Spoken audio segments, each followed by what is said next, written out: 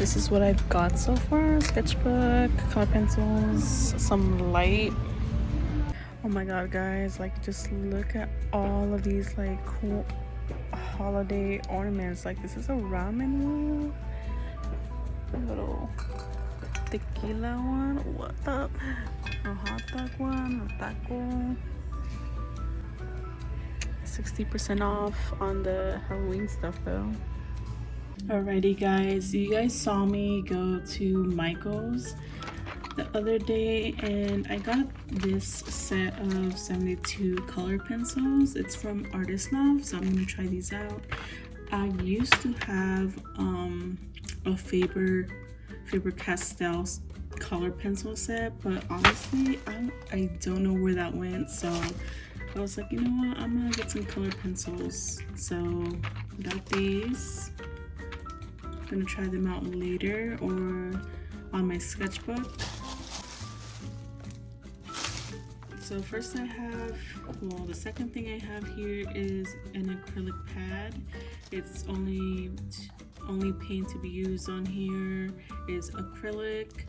I do have some acrylic paint already in storage, and I don't have an acrylic pad, so if I wanted to, you know, not put it on canvas, I could just use this because it's more like, it's more small and more for like illustration. But yeah, here we are. Hope to use it really soon.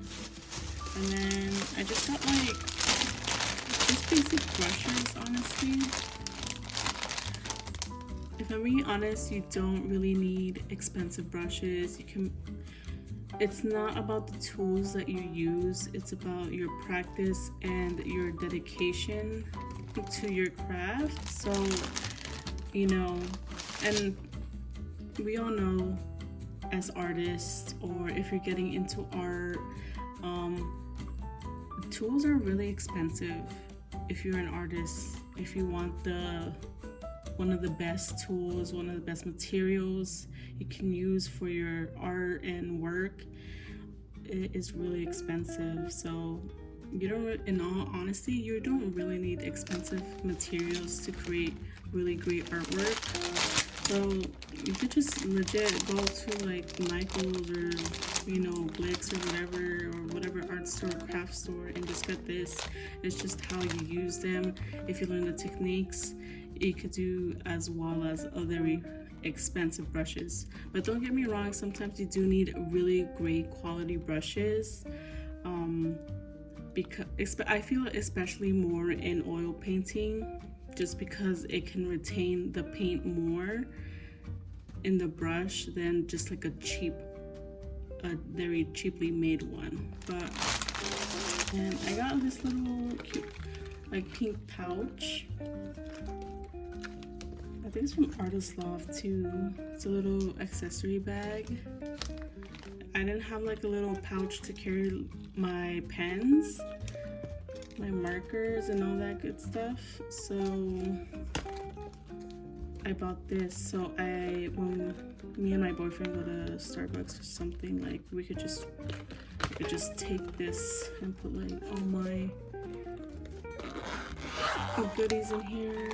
By the way, I wanted to show you my sketchbook here. I kind of ripped a page out, but this was supposed to be for the first prompt of Peachtober. I believe it was Cave. I still have yet to post this because I felt like I'm not finished, but I think it looks pretty great so far. And then the one you guys saw me drawing, Starbucks. It came out really great, huh, guys? The only thing I don't like about this is the D right over here, because I don't know what I was thinking, but I wanted, of course, to have all the letters to be kind of the same typography, and for some reason I did it like really super edgy, and it's supposed to look like that, like very bubbly, but Other than that, I really loved how it came out. I didn't sketch it at all. As you guys saw, I was just doing it and figuring out where to put things without sketching it first, which is actually pretty fun to do. Like, and I just draw it. I just listen to my mind and what it wants at that point in time. But yeah, that's how it came out. I'm really packing in order. I have the it hit different, or it just hit different art print, which is basically a print of all like my favorite like snacks that I grew up having, or foods. We could see the tacos, burritos, Doritos, not Doritos, Doritos, elote. I always have it with a little bit of chili, but I always like it more with like limon more than a little than chili. Hot Cheetos, of course, tamarindo chili candy. I love these. Conchas, and can't forget the little lemons.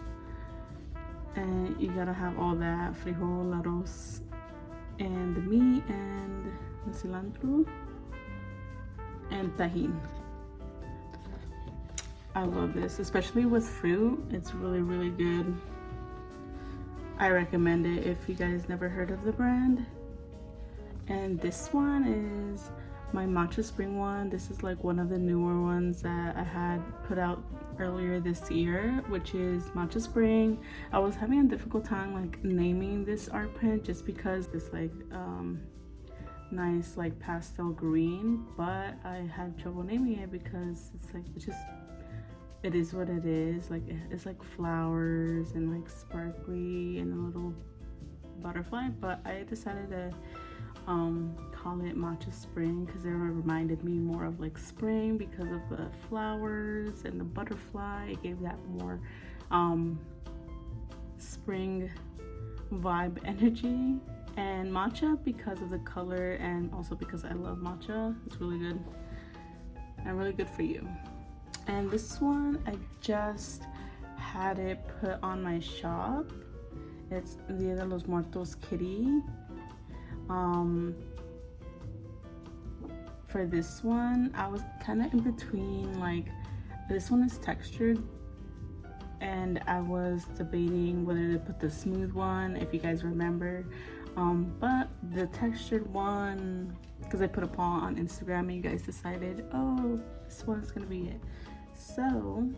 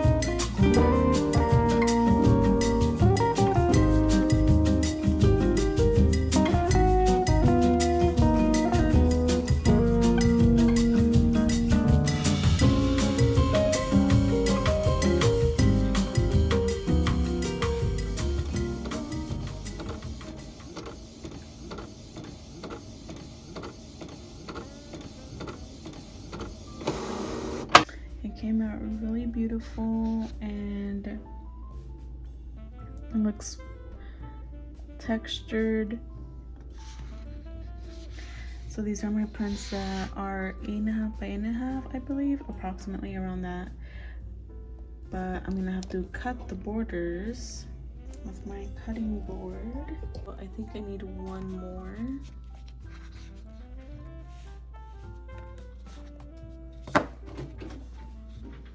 I need the spooky season is here. So I printed all my prints that I need to print out for this order. This one is the last one. It's Coffee Screaming Sugar. I think it came out really well, really beautiful and super vibrant. The black is super like black, just solid, and it's not fading or anything like that. And I think it just came out really well. And same for this one. This is a lighter black. You can tell the difference in blacks, you know, depending on the color you choose when you're illustrating. This is more of like a grayer tone black. This one is just like straight up midnight black here. So this is how it came out for the Dia de los Muertos kitty print. So yeah, this one is Happy Peach, came out beautiful. And this one is the Matcha Spring. I always inspect all my prints, so to make sure there's nothing absolutely wrong or chipped with the art print, the artwork itself, because maybe sometimes the paper might be nicked or something like that, but I always make sure to closely inspect it first. I already found a problem with this one. Obviously you can't see it, but I see it already, which is right over here.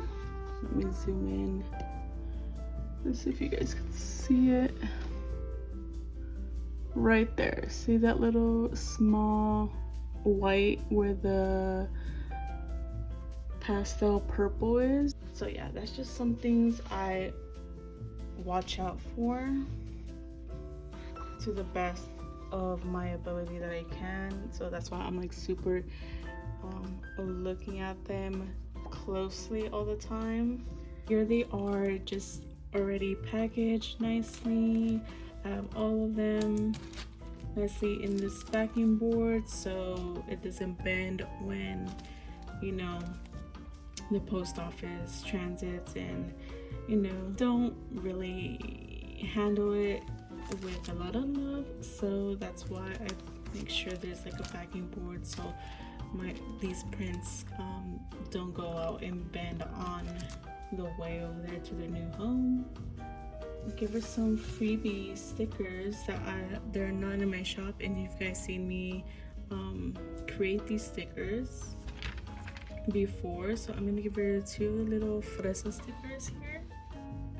So I'm gonna wrap these up and put it inside my little thank you card here, and make sure everything's nicely sealed and everything. And then I'm gonna print out the packaging slip and basically her order receipt of all the items she got, and put it in and packaging it in the envelope that I'm gonna send out to her.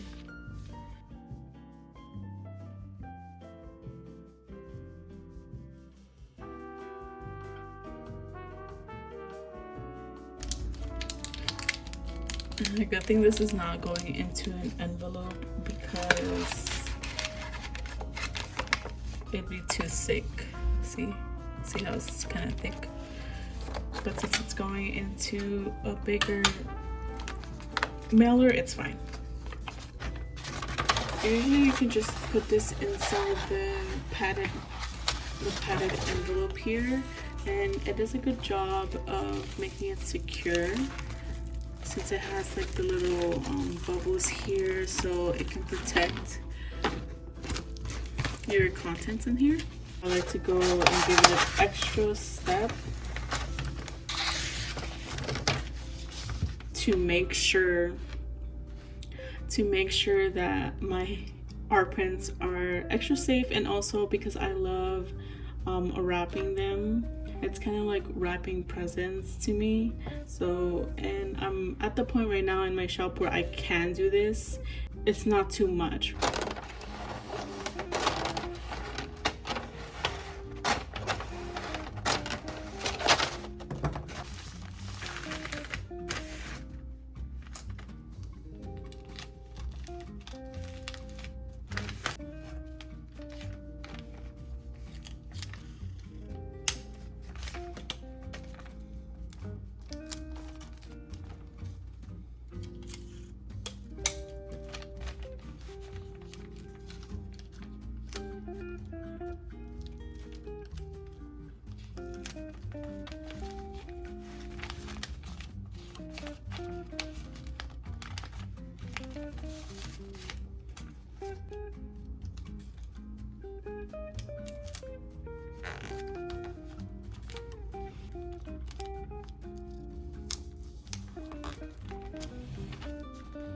Alright, so now it looks like this, nicely packed.